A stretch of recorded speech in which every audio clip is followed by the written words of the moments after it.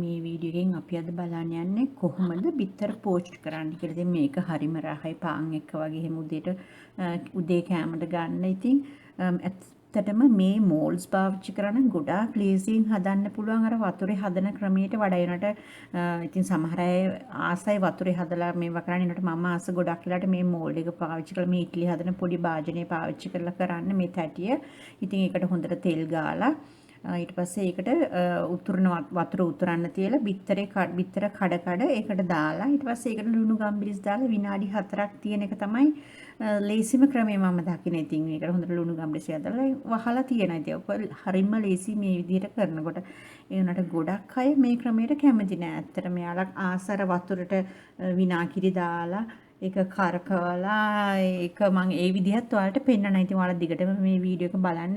ඒ කරන විදිහත් පෙන්නනවා. මොකද ඔයාලට මේ වගේ තැටියක් නැත්තම් අර වගේ සිලිකෝන් කප්ස් නැත්තම් ඔයාලට මේ වතුර එකේ කරන විදිහත් මම පෙන්නන්නම්. ඉතින් මට ලේසිම විදිය මේක තමයි. ඉතින් මේ බලන්න මිනිත්තු 7 හරියට මිනිත්තු 4ක් තිබ්බට පස්සේ ඒක ගානට ඇවිල්ලා ඒක අරගෙන ඉතින් එළියට ඔයාලට පේනවා ඉතින් කොච්චර සොෆ්ට්ද කියලා. ඇතුළේ දැන් මම ඔයාලට ටිකක් කපලා පෙන්නන්නම්.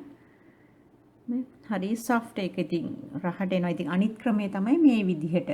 ඒක ඇවිල්ලා වතුර එකක් ලිපේ තියලා වතුර පොට් එක 4න් 3ක් විතර පුරවලා ඒකට විනාගිරි මේස හැඳි 2ක් විතර දාන්න.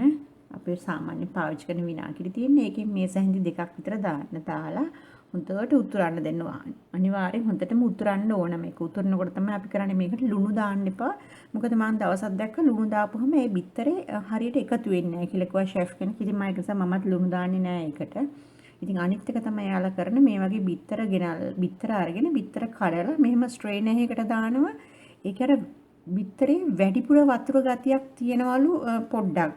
ඒ චූටි මේකක්. ඒතර මේ වගේ ස්ට්‍රේනර් එකකට දාම ඒ අනවශ්‍ය වතුර ගතිය අයින් වෙනවලු. නැත්තම් ඒක අර පෝච් කරද්දි හොඳට එන්නේ නැහැ කියලා වතුර ඉතින් මන් දන්නේ මම මේ ක්‍රමේ කරනවා අඩුයි. මම කරන්නේ අනිත් ක්‍රමේ අර තැටියේ කරන්නේ. ඉතින් මම මේක ඔයාලට පෙන්නන්නේ මේ විදිහට. දැන් වතුර හොඳට උතුරද්දි මෙහෙම හොඳට හැන්දක් අරගෙන එකම පැත්තකට මෙහෙම කලවම් කරන්න ඕනේ. මම කලවම් කරනවා වගේ එහෙම කරලා මැදට බිත්තරේ දාන්න. බිත්තරේ තමයි මේක අර කැරකෙන මේකට ඔක්කොම එකට එකතු වෙනවා. පේනවද ඔයාලට? ඔක්කොම බිත්තරේ එහෙම එකතු වෙනවා.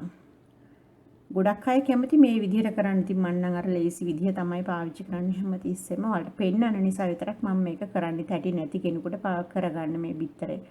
ඉතින් මෙහෙම කරලා මේක සාමාන්‍ය මිනිත්තුවයි තප්පර 10ක් 15ක් විතර තියන්න පුළුවන්. ඉතින් ඒක ඔයාලා කැමති විදිහකට ඉතින් මේක ගොඩක් පෝච් කරනවා. ගොඩක් කහමදේ ඔයාලට තදට ඕනේ නම් කියන්නේ තව ටිකක් ගන්න කමට ඕන නම් තව ටිකක් වෙලා වැඩිපුර දැන් මේක මිනිත්තුවයි තප්පර 30ක් මම තිබ්බා. ඉතින් ආයෙත් බිත්තරයක් දාන්න ඉස්සලා අර වගේම ආපහු හොඳට කලවම් කරලා හැන්දකින් මෙහෙම බිත්තරේ මැදට දාන්න. එතකොට ඒක හොඳට කැරකිලා එකතු වෙනවා. ඉතින් මේ විදිහට තමයි අනිත් ක්‍රමය. ඉතින් මේ තියෙන්නේ මේක. ඉතින් මේකට ඉතින් ලුණු ගම්බිරිස් දාගෙන ඉතින් අපි ඉතින් පාන් ටෝස්ට් කරලා හරි මොන හරි එක්ක ඉතින් මේක කනකොට හරිම රහයි.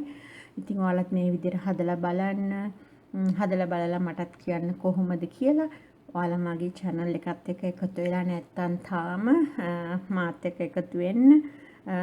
එකතු වෙලා මගේ recipes බලන්න. ඔයාලා කියන්නේ ඒවල අඩුපාඩු මට කියලා දෙන්න මොනවාද කියලා. ඉතින් මාත් එක්ක රැඳුනට ඔයාලට ගොඩාක් ස්තුතියි. ඉතින් ඔයාලත් මේ විදිහට බිත්තර පෝච් කරනකොට මේ ක්‍රම දෙක තුනේ එකක් මොකක් හරි පාවිච්චි කරන්න. ඉතින් භාජන නැති කෙනෙකුට මේක පාවිච්චි මේ විදිහට කරන්න පුළුවන්. ඊළඟ වීඩියෝ එකකින් ඔයාලව හම්බ වෙනකන් ඔයාලට සුබ දවසක්.